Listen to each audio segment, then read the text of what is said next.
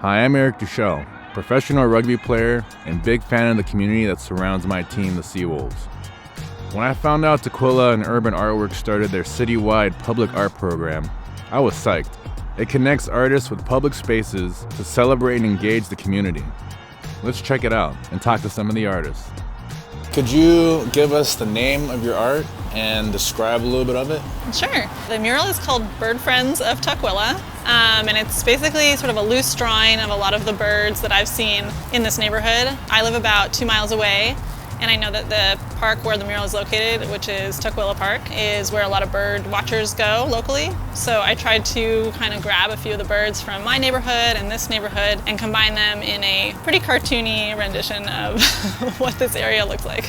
The name of the piece is the Sham God. Sham God is the name of a basketball player that was famous in the 90s for being one of the first street ball players to make it into the NBA. Yeah. And he had this signature move that he crafted on the street ball court that he brought into the NBA. My piece is located in Tukwila. It's at a beautiful park called Riverton Park. It is a concrete slab that just needed a little bit of love.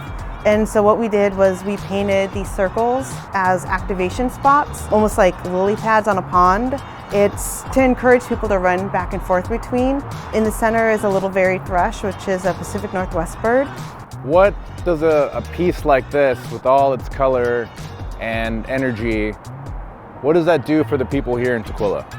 I think any time you have a chance to add color to Tukwila is a great thing. I think it energizes the community. It's a sense of vibrancy in what could otherwise be a gray environment. I think the cool thing about this mural in particular is it's on the wall of a utility building. So it's a space that is not inherently thought of as super fun or I think inviting.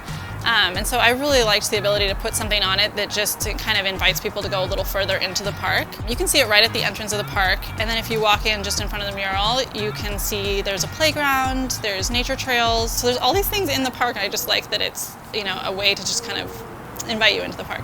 When you have that partnership, when you have an artist that comes into the community that's hired by the city, it's showing that community matters, that you're wanting to create a sense of home, like it's a gift. So with your art pieces, what do you think is the importance of public art to the community? The best thing for me is when it's a conversation starter, whether that's something that people can rally around or gather near. It's just a really cool way for art to kind of influence the environment and for the environment to influence the art. I think public art is one of those art forms that sort of transcends the barriers that sometimes you find in galleries and museums. For me to create art that I know anybody off the street, any kid walking by can see it and be inspired by it. Do you think rugby players can be artists?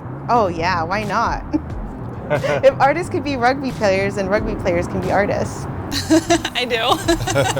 I definitely think you can do whatever speaks to you. So that might be painting, it might be spray painting. You could make little sculptures in your backyard. There's so many ways to create something that might cause someone to just stop and take a closer look. I think you are an artist as a rugby player. I think as a rugby player, you are trying to create something from nothing sometimes. You are an artist. I like that answer.